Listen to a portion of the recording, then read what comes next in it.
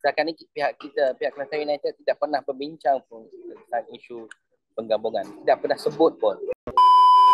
Hai, Assalamualaikum fans Harimau Malaya. Hari ini eksklusif interview bersama CEO Kelantan United iaitu Tuan Anas Karimi. Apa khabar Tuan? Sihat?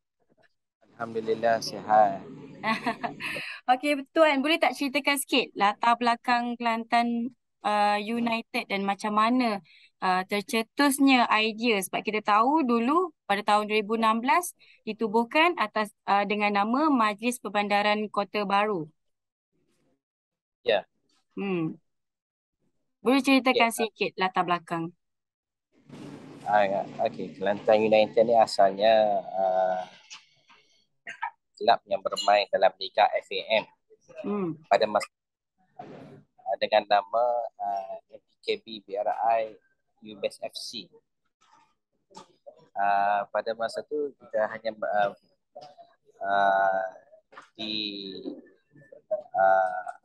bermain dalam Liga FAM dan pada bermula pada 2019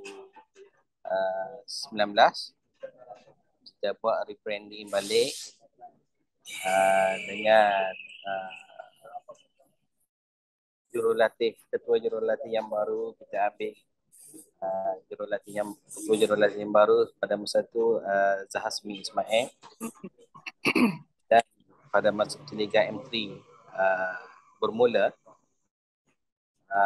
peringkat M3, kita masuk bermula pada peringkat M3 dan seterusnya menjadi juara pada tahun 2019, juara Liga M3 pada masa itu, dan terus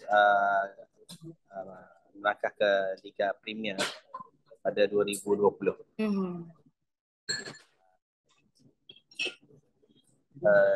Pada peringkat awal di peringkat awal Liga Premier kita masih lagi semasa itu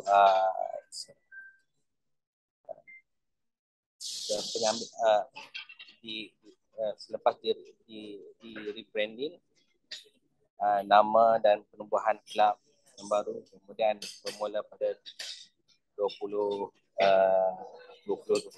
apabila era dasar persostaan pasukan bola dan penumbuhan Kelantan United FC sedang berhad, dan sehingga sekarang masih lagi penerusan yang sama. Okey Tuan, dari Liga FAM selama 3 tahun dan 1 tahun di M3 2019, 2020, 2022, 3 tahun di Liga Premier dan tahun depan di Liga Super. Macam mana perasaan Tuan?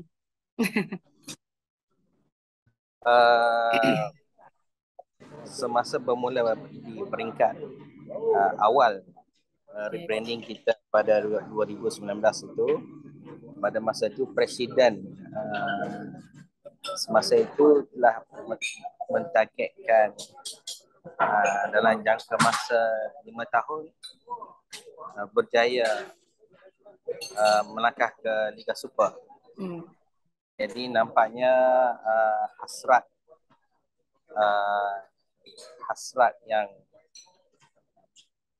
Presiden pada masa itu nampaknya tercapai, dan alhamdulillah dengan kenaikan panggil pasukan Kelantan United ini ke Liga Super, satu kejayaan bagi sebuah pasukan yang baru. Walaupun dikatakan kita bermula 2016, tetapi dengan nama MPKB BRI UBS ini, tapi kita diambil kira pada 2019. Di rebranding balik dengan pengurusan baru, dengan pengurusan yang baru ini dalam jangka masa yang singkat, dengan panggil peruntukan kewangan yang terhad, kita dapat melangkah ke Liga Super. Alhamdulillah. Kita tahu dengan 18 tim Liga Super tahun depan, bajet dan kewangan tu adalah satu perkara yang sangat penting dan perlu kukuh bagi menjamin kedudukan dalam Liga Super. Adakah Kelantan United sendiri sudah bersedia dari segi semua aspek? InsyaAllah pada setakat ini Kelantan United telah bersedia dan kita masih lagi meneruskan prinsip kita di peringkat awal lagi, iaitu kita tidak menawarkan, kita tidak mengamalkan penggajian para pemain dengan gaji yang tinggi. Kita akan maknanya kita akan cuba mencari pemain-pemain yang kita mampu untuk kita tanggung dengan panggil faktor kewangan yang agak terhad. Ialah penaja pun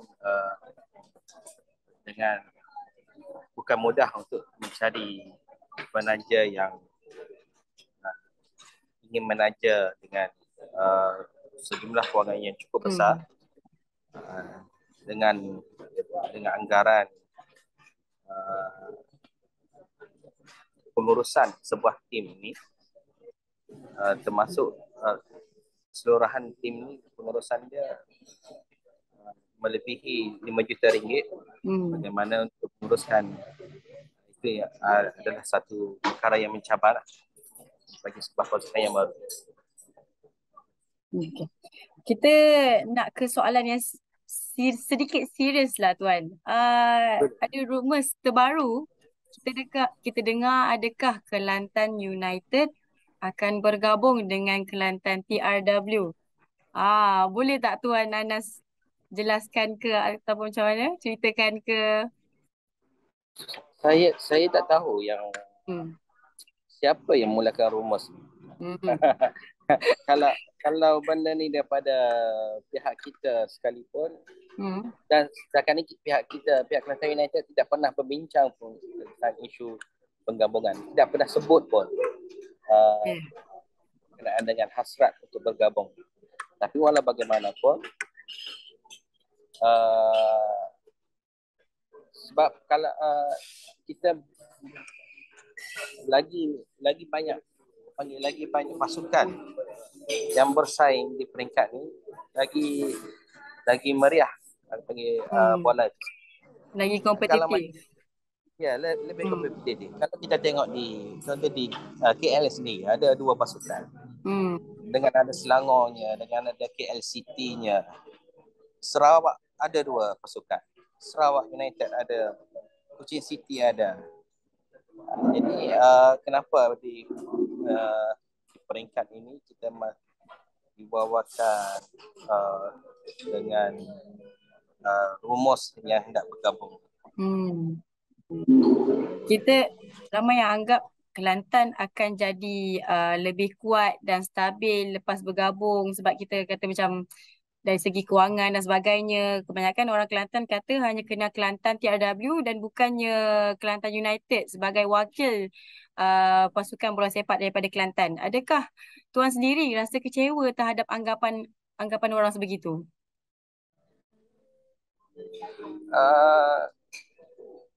Kita tengok sejarah. Memang saya akui para peminat bola Kelantan ni masih lagi mengharapkan pasukan TRW sebagaimana apa yang kejayaan yang telah dicapai sebelum ni. Tetapi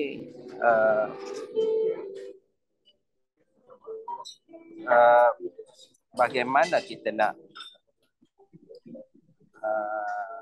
panggil, adakah dengan bergabung kita dapat menguatkan sebuah tim? Kan sebelum ni dengan ada sebuah pasukan bola sepak pun pasukan Kelantan telah jatuh. Bagaimana dengan kita tengok sebelum ni TRW berada di puncak liganya, Hmm. berada di puncak kemenangannya, puncak bagi kejayaannya. Kemudian semakin selepas daripada berada di puncak itu, TRW semakin jatuh. Pada masa itu hanya ada satu pasukan saja, dengan mengharapkan penggabungan itu akan lebih dapat akan lagi. Sedangkan bagi saya, dengan kalau ada dua tim sekalipun, kita dapat memberi peluang kepada pemain-pemain berbakat yang berasal daripada Kelantan untuk sama-sama bermain dalam bola. Kalau kita tengok, kalau sebelum ni hanya kita ada dalam satu pasukan. Contoh dalam pasukan Kelantan United ni, kita ada 3 pasukan. Liga utamanya, pasukan belianya dan pasukan presidennya. Jadi dengan ketiga-tiga pasukan ini, kita dapat memberi peluang pekerjaan kepada pemain, kepada jurulatih, kepada fisioterapis dan posisi-posisi yang boleh kita beri pekerjaan. Ini ada satu panggil peluang, membuka peluang ekonomi, peluang pekerjaan kepada rakyat Kelantan sendiri. Okay, Tuan, kita nak tanya, adakah penolakan Tuan Anas untuk bergabung dengan Kelantan TRW dan juga Kelantan United kerana ada beberapa pihak yang mahukan Zamsaham menjadi pemilik Kelantan baru nanti bila lepas daripada penggabungan dan bukan orang daripada Kelantan United. Kalau dua-dua boleh dapat persefahaman dan Kelantan United jadi pemilik dan kuasa yang paling besar untuk Kelantan baru, adakah Tuan akan reconsider atas pergabungan tersebut?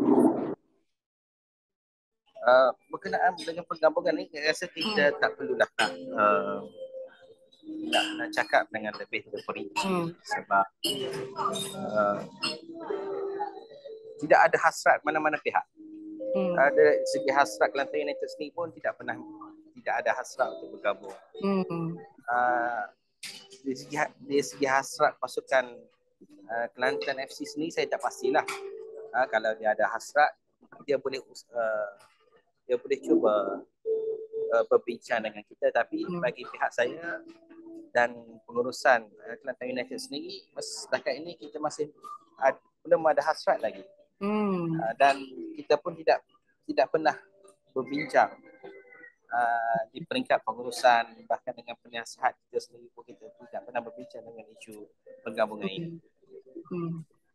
Kita lihat antara kedua-dua pasukan TRW dan juga Kelantan United. Sejak Zamsaham take over Kelantan TRW, kita lihat dari segi kewangan pasukan juga stabil, perkembangan pasukan juga makin meningkat, dan juga stadium kita nampak ada kemajuan yang begitu ketara dari TRW Kelantan ini. Sebaliknya kita lihat Kelantan United lebih senyap, kita katakan macam low profile sikit dengan kejayaan yang dah ada, dan dari segi result pun tidak begitu menonjol seperti TRW.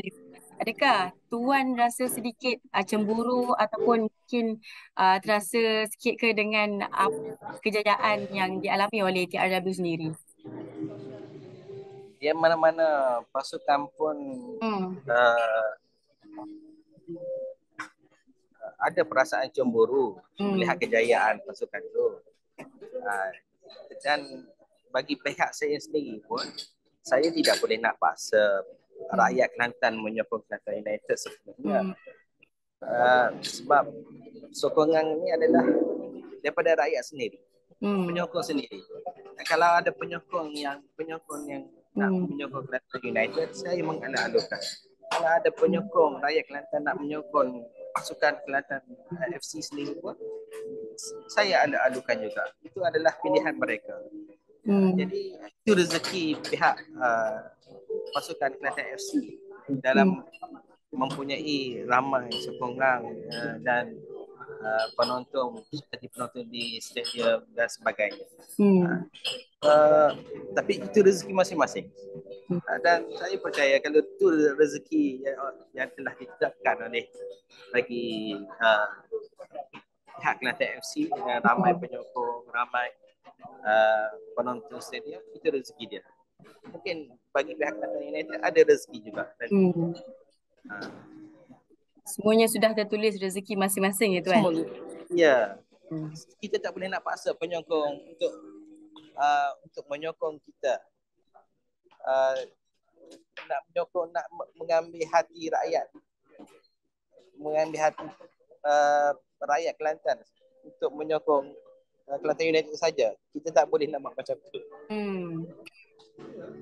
Saya yakin penyokong-penyokong Kelantan juga tidak akan memilih salah satu pasukan. Dia mesti akan menyokong kedua-dua sekali. Kita lihat Zam Saham ada pernah berkata dia sudah bersedia untuk membuat perbincangan dengan Kelantan United atas pergabungan ni, dan dia pun rasa lebih bagus jika bergabung atas dasar perkembangan bola sepak Kelantan. Kalau begitu, Tuan Ana sendiri mengalu-alukan ataupun macam mana? Kalau pihak Kelantan FC mempunyai hasrat itu, boleh kemukakan kepada kita secara rasmi lah dengan usaha itu. Tapi kita berbincang, walau bagaimanapun keputusan tu kita tak boleh nak cakap lah macam mana di masa hadapan. Bergantung kepada perbincangan hasil keputusan pihak pengurusan Kelantan United sendiri. Okay, kita pun tahu Zam Saham adalah usahawan yang berjaya dan ada memiliki satu kelab bola sepak di Indonesia juga. Walaupun Zam Saham sendiri adalah seorang anak jati Johor. Kita nak tanya lagi, adakah Tuan rasa ini adalah salah satu sebab dari pihak Kelantan United sendiri tidak mahu seorang bukan anak jati Kelantan lah kita kata untuk mengambil alih kelab bola sepak di negeri Kelantan sendiri?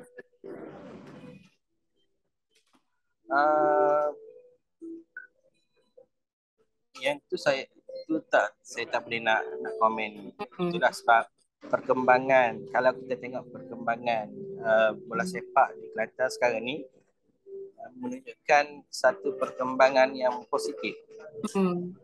Kalau kita tengok di peringkat Liga Premier, kita mempunyai 2 pasukan.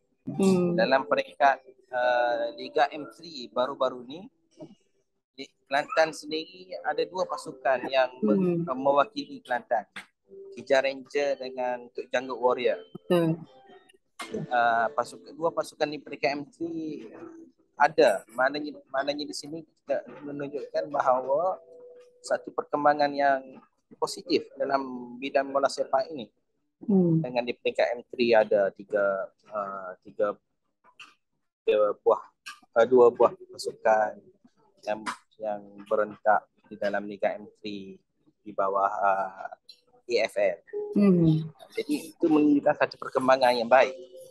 Kalau dulu kita tengok, dan Kelantan ni kita jangan lupa sejarah bola di Kelantan ni. Dulu ada berapa pasukan, banyak pasukan semasa Liga Perdana. Kalau kita ingat dulu ada pasukan JKR-nya. Ada pasukan apa? TMB ke apa lagi? Mana dulu banyak pasukan-pasukan Kelantan ni berada dalam Liga Perdana pada masa itu. Jadi kita tidak mustahil dan dia akan datang nanti di peringkat Liga Super ataupun di Liga apa yang akan ada peringkat hadapan, masa hadapan akan ada dua ataupun 3 pasukan lagi yang berasal daripada Kelantan yang berhasil dalam satu liga yang sama. Alright, Tuan, kita dah ke soalan yang terakhir. Dah panjang dah kita berbual.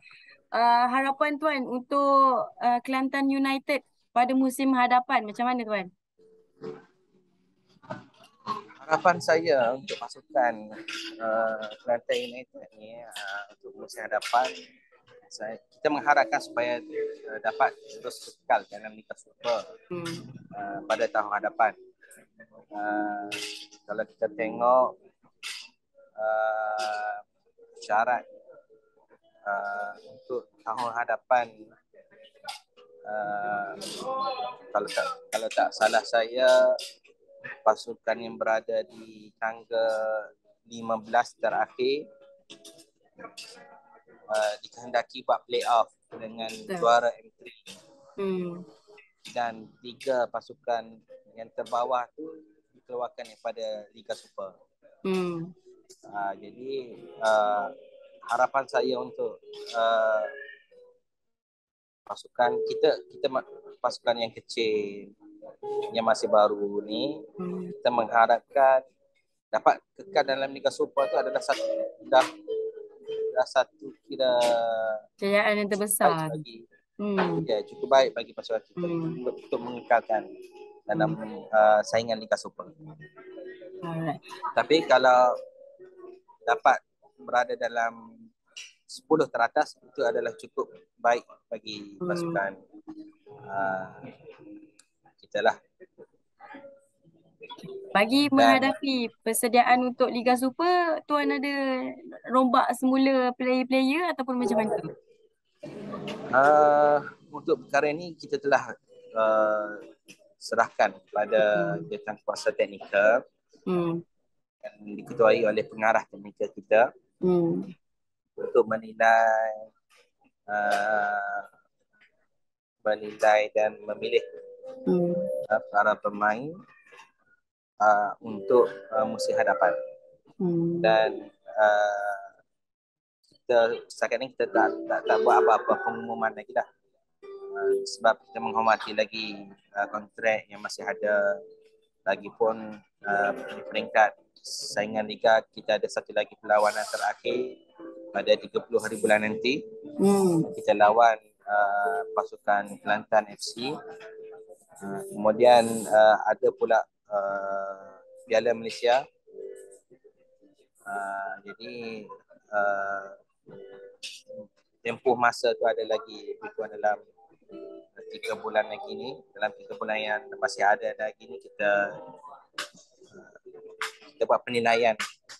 Dari jawatan kuasa teknikal kita sedang dalam penilaian lah. Untuk menilai para pemain dan juga pengurusan sendiri. Okey Tuan, baik. Baik Tuan. Terima kasih Tuan sudi meluangkan masa dengan kami hari ini. Okey, sama-sama. Saya pun hari ini pun baru sudah mesyuarat dengan mesyuarat MFL. Hari ini mesyuarat agung.